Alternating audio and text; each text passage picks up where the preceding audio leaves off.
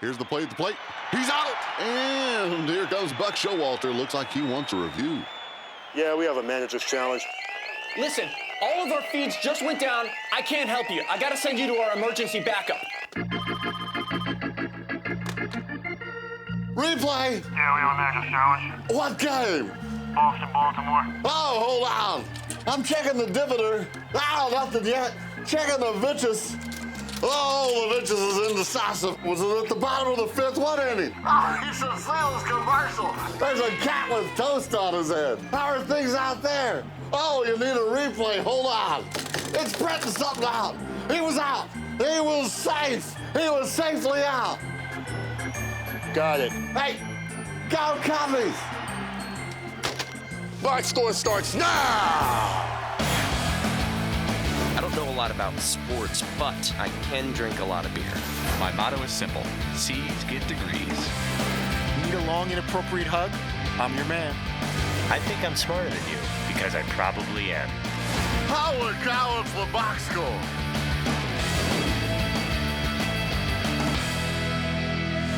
Hello and welcome to the Box Score. I'm Brock in Los Angeles. They are the Danette in Milford.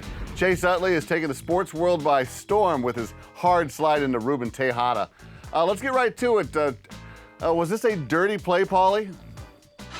Dirty means to me that the intent was to hurt. And the intent wasn't to hurt. The intent was to break up the play in every possible way. Was it a hazardous play? Was it a reckless play? Yeah, but dirty, no. Okay.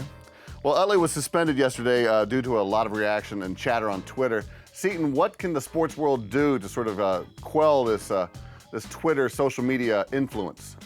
I don't know. I really don't see it as a Twitter and social media influence, especially in this case. I think that there are times, but that usually takes like a week or so for it to build up, and you have to let all of talk radio sort of dig their teeth in, and there has to be columns and all that stuff, and then all of a sudden people usually react. But to say that Twitter caused this guy to get suspended somehow in 24 hours, I just don't believe. All right, well, the debate later shifted, of course, to college players getting paid for their efforts. McLovin, if this goes through, what kind of marketing and endorsements would we see in college football? Well, I think I go against the other guys. I think some of those stars would be hugely marketable. Like, I think Leonard Fournette would, I mean, you know, NFL players can make, like, good ones can make like $1 million a year marketing. I think Leonard Fournette could start to really market a star quarterback. Maybe the top 5 guys I think can make between $50,000 and $200,000 marketing a year. That's just my opinion. I'm in the minority here. Do you think if you were a star football player in college, let's say you're a sophomore, and you came up with let's say Burger King wanted to give you $250,000 a year because you're awesome, you think you'd keep going to class? Probably as much as you do now, which is next to nothing. Okay, yeah, that's fair. All right, well, you guys were joined by Terrell Davis of the NFL Network, and he laid out what he thought was a fair plan for compensation for college players. I think what you could probably do is start some type of, maybe it's some type of an account that you don't pay them directly right now, but maybe the royalties from your jersey sales, or you can sign autographs, and maybe that goes into some type of trust fund or something that you get once you get out of college. And if you had a big school like Georgia or the SEC, then maybe the NCAA has a pool of money that they pay into, you know, like Social Security or something like that, where all the schools pay into this big old fund, and then it's distributed amongst the schools, again, once that player leaves. So I don't know how it all works out, but when I was in school, I know I would have loved to have received a check. Yeah, that's a strong argument. What's the word? The escrow. I think it's called an escrow that you put in to protect the players from their own interests. It's a strong argument. I totally like it. I think they need to get something because I think it's too blatant. I think they're exploiting. So it's weird though. They're old enough to get paid. They're just not old enough to play with their own money. Yeah. Money. You know, we're gonna treat them as pros, but like kind of junior pros where we're not gonna give them money. And you know, no one. I always think like, well, they get a free education, but what else do they get? How much did your college cost? How much do you think college costs today? I think it's fascinating the claim by athletes that they have nothing compared to the average student who does activities on campus and maybe even activities that make money for the school. they don't get scholarships. Yeah, but it's so weird that there's such a huge. I mean, there's not a single other sport that works like basketball and football in the world. But like, let's say you wanted to be a college football coach, and where you can make the big money. There's no better route to that than being a scholarship athlete on the football team, where you can study coaching and you can become a coach and you can get that money. Well, no, my point is like every other sport has a minor league. Why does football not have a minor league? It's just bizarre.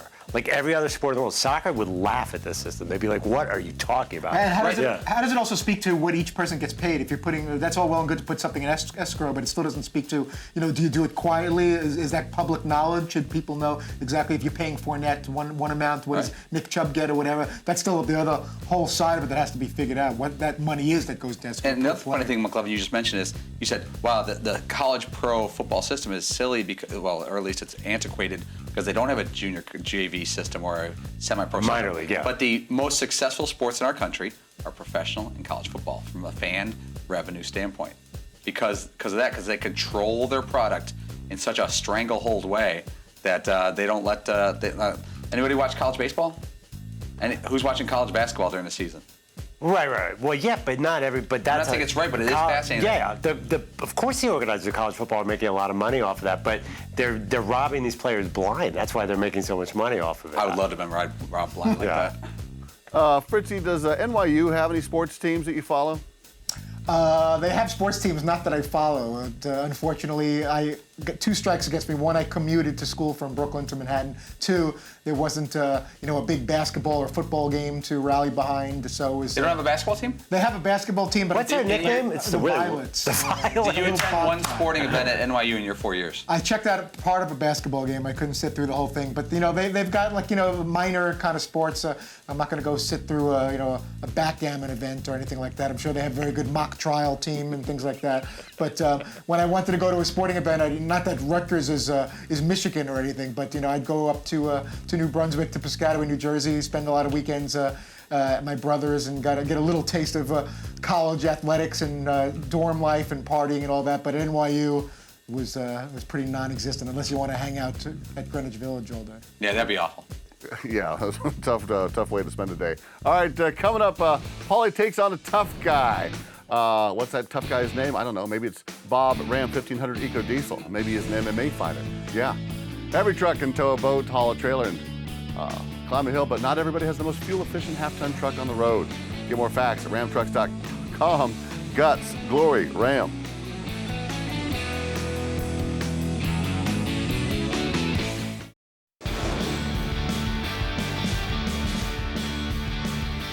We are back here in the box score. You guys had an in-studio guest today. It was an MMA fighter, Nick Newell. Now, Nick Newell was born without his left hand, but he still goes in the octagon, faces these guys fearlessly.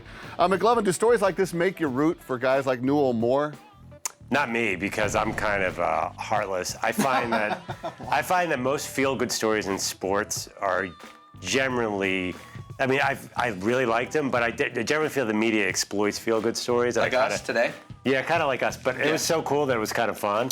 Right. But I didn't feel exploitive today. Like to me, it's more interesting. Like I don't think it's exploiting somebody because it's like, whoa, this dude's a pro MMA fighter, a contender. Yeah. And he's only got one hand. Right. I think a better way of saying it. The feel-good aspect. When I hear feel-good story, I immediately think, oh, exploitive. This wasn't. We weren't presenting it as an exploitive. We weren't saying it was a feel-good story. We were saying, whoa, this guy's got one arm and he's killing guys. Yeah, it was more like a awesome story, but not like he's like, oh, he overcame. What did we always talk about? What if we invited Nick Newell in studio and he goes, Dan, I don't really want to talk anything about my missing hand. Anything else, MMA, music. But don't mention it.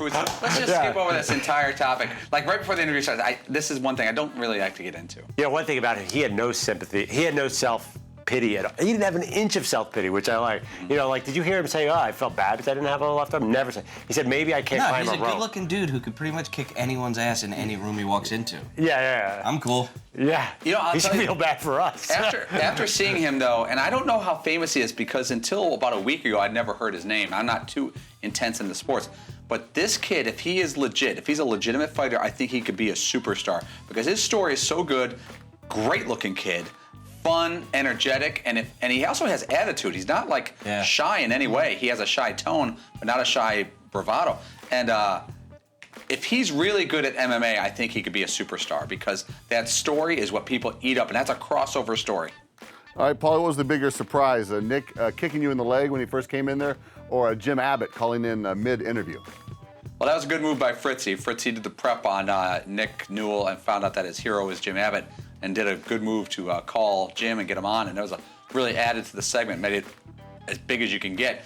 The kick in the leg thing was surprising. Well, when we weren't rehearsing because we don't rehearse this stuff, but I was asking him, because he hasn't seen the show when we've done physical things with athletes. I said, so we may have you kind of like rough it up with me or one of the guys during the break. He goes, okay.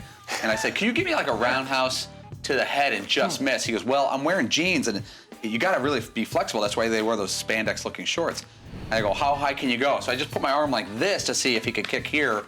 And he goes, that might be a little high even. And he wings over to kick me, and he kicked me in the leg. And I didn't think he was going to kick. I thought he was just going to like place it. And it hurt more than the things you saw on camera. I'm sure. Well, it's no surprise that Paulie, the glutton for punishment, wanted to take a shot from Nick, and Nick satisfied his need for pain. You definitely don't want me kicking you in the ribs, and you definitely don't want me kicking you. How about here? No, you don't want that. Okay. So the leg, you just come up and down. Oh! Real light. Up and then down. And it still hurts if it has a good pop and a good follow through. Yeah, in there. And you can imagine what it'd be like if I did it with my left leg because I'm a lefty. Right. No, I got it. Yeah. There's a white. If I follow through. What about a chokehold? A chokehold? Or like I'm throwing in the towel here. Yeah, that's enough. Paulie, tap out, buddy. Yeah. Tap out. Here we go. A friendly chokehold. So what I always try to do is I try to put my arm across right here and get under the chin, and then I grab and I clamp and I squeeze in. So. Holy crap. If you would have slowed that down, when he pulls me back up and lifts me like up off my feet, I could hear all my neck bones kind of go crick, crick, crick, crick, and then it kind of like choked me, where just for a beat. But that's really scary. Being choked is as scary as it gets. I've never had that done to me. Seaton's had it done with him with Jay Glazer, and Jay actually did it to Dan in New York like 7 years ago, and Dan's neck hurt for a week, and that was truly scary. Where I was like, this guy could do whatever he wanted. Fritzy, if Paulie were to train hard for 6 months, how long do you think he would last in the octagon? I think he'd last longer than you would think. I couldn't put an exact time on it, but he's. Well, he's asking you to. He's very competitive. I think he can. I'd say a minimum of 30 seconds because I think he would dance around and. Have you seen my speed? Milk it a little bit. Speed or no speed.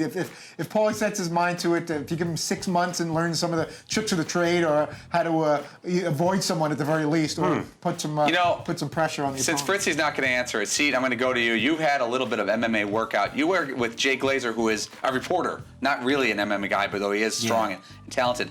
In all seriousness, and you know how competitive I am, and I think I could last maybe 8 seconds with a real guy, just by the nature of him getting to me, or less, but I think I couldn't last 15 seconds. No, I think you could last 15 seconds, but I don't know that you'd go past 30. I really don't. Because you're going to get hit. He's going to kick you in the face. He's going to hit you with 2 elbows before you can even realize, like, you're going to be like, ow, my leg hurts, and then you're going to get elbowed in the face twice. Then you're going to be down and get choked out, But I could see it being over in under 10 seconds if I don't back up. Yeah. I mean, I don't know. You could get 30. Oh, no way. On the outside. All right, stick around. It is Mock Headline Battle Royale next. There'll be no blood, maybe some.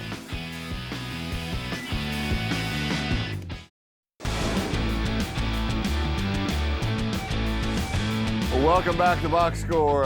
Boy, were you out hunting foliage this weekend? Perhaps you were at some fancy pants art show. Or maybe just the screen on your phone broke when you were watching college football because your team lost and you couldn't see any of the headlines. Well, we got you covered, at least the Danettes do, in something we like to call Mock Headline Battle Royale. Alrighty, here we go. You know the rules. I give you a headline, you give me a mock headline. First headline, Texas upsets 10th ranked Oklahoma. Paulie, start us off. Well, I was going to go Joklahoma, but that's too easy. So I went with sooner or later, Texas was bound to win one. Sooner or later. Yeah, English beat. Sooner or later, Seton. Sooner or later. This is a shout out to the greatest Saturday Night Live bit of all time. Synchronized winning. Hey, you. I know you, but Charlie's still not that strong.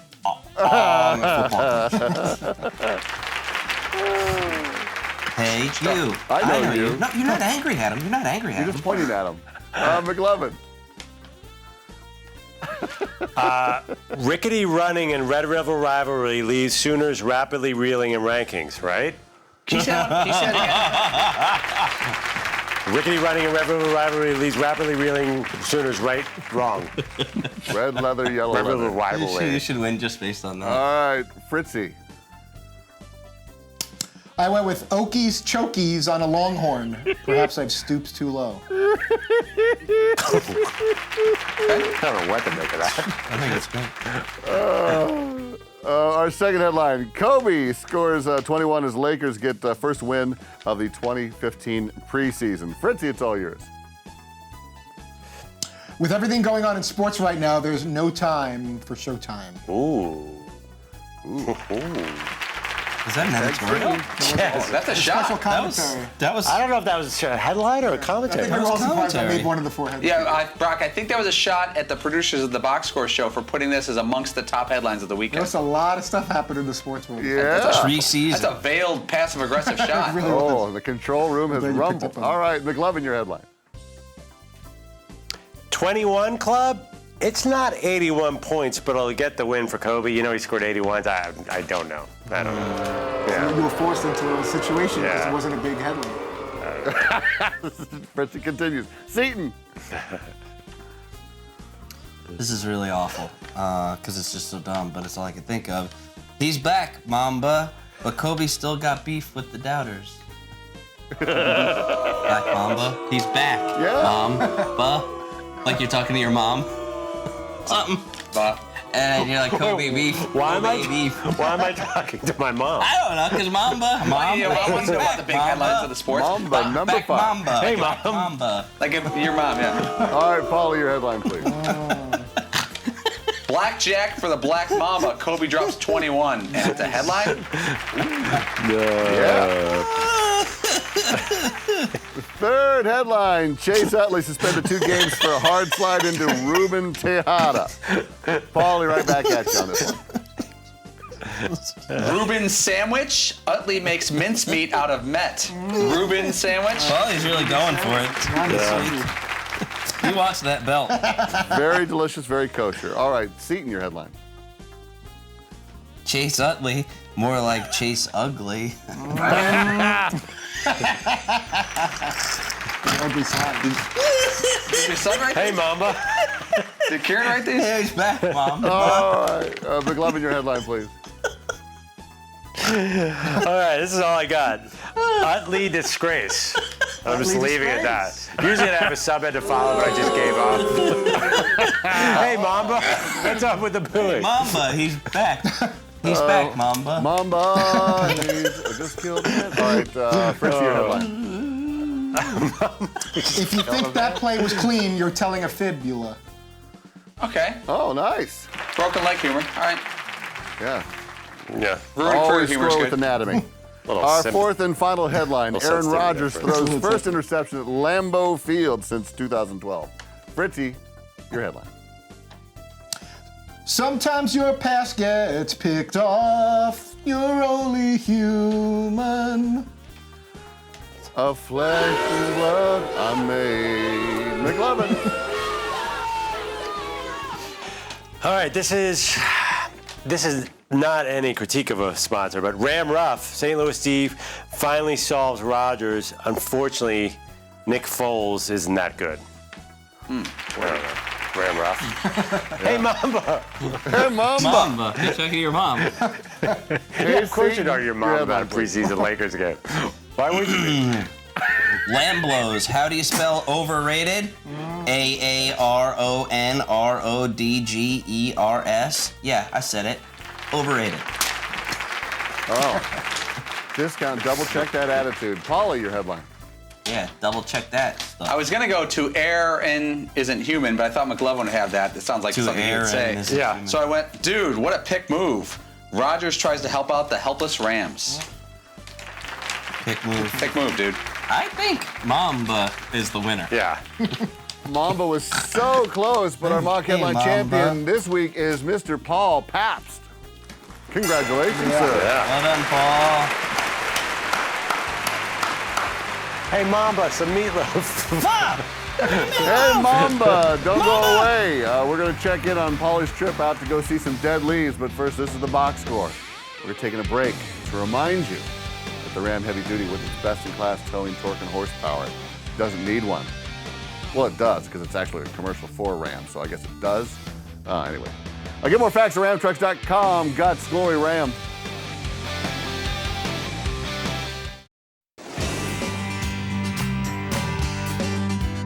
Paulie took the day off on Friday to go look at the foliage up in Vermont, and he came back with gifts, and he gave us all leaves. So I got a leaf here. Yeah, one for each of you. That is nice. Official Vermont leaf. That was not bought. I obtained those from the ground.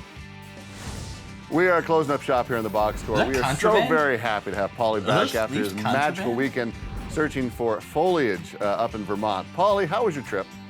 Oh, it's fantastic. Hopefully I'm not in trouble with the Vermont State Police for bringing leaves over the state lines. But, you know, it was a combination of, you know, leaves and trees and foliage and beer and meat and cheese products and naps and football and fire and wood. That's kind of like how I'd summarize. You know, a lot of beer drinking. You know, you can go wire to wire up there when you don't have anywhere to be. And it was just fantastic. I couldn't get enough of it. The radio open still had this thing where somehow Paulie came off like he's chopping down trees left and right. Like, I was like, how does Paulie perpetuate this image? He's running a mill up yeah, there. then like It's a side job. He's running a mill. Yeah, like if you're like flipping by the radio station, you might actually think Paulie is a tough outdoorsman and not a leisure. If I had video, this guy tried to teach me. In an LL Bean catalog sense. Yes, definitely. Yeah, in an LL Bean. But this guy Murph up there tried to teach me how to split wood. And if you would have saw it, you would have thought that I had never seen an axe or a piece of wood before in my life. I should have videotaped it. I should have put it on video because it was laughable to the point where my other friend, his wife, went up and was watching. She had a baby 8 days ago. And she went up and took the thing and went like that and split it with one thing. She had a baby 8 days ago. Well, Paul, you're out there doing manly stuff. Fritzy, have you ever what's the most outdoorsy thing you have ever done? Take the subway to college? Go to the mall? Maybe a snowball fight with friends, a Nerf football game back in the day that went awry. But outside of that, nothing very particularly manly at all. Going outside, you know, going for a walk and. Have you ever gone hiking? No. I think in camp there was like by choice. By choice, if that wasn't like on the list of things that we had to do on a camp day, never did a hike. I've looked at things. I've gone on trails like in Pennsylvania and Virginia and things like that. Boston, they have like a freedom trail. I did that with the family. But as far as anything where you're doing anything that would be a lumberjack kind of thing, or picking up an axe or building or starting fires and all that, that's not my thing. I'd rather just pick up a wiffle ball bat and wiffle ball and hit some grounders to strange children in the neighborhood. Well, you book. That's manly enough for us. All right, who's on tomorrow? Clear slate tomorrow. We'll probably do something baseball related. That's TBA, but the opportunities abound on Tuesday. So if any of you baseball analysts are watching the box score, give us a ring. Give me a buzz. We'll get you. Fantastic. Oh, look out for that paper airplane. All right, we are back tomorrow. Same time, same channel. The podcast is available on iTunes or at podcast1.com. Cheers. I don't know a lot about sports, but I can drink a lot of beer. My motto is simple. C's get degrees. Need a long, inappropriate hug? I'm your man. I think I'm smarter than you, because I probably am. Hey, thanks for watching the box score. Holy cow!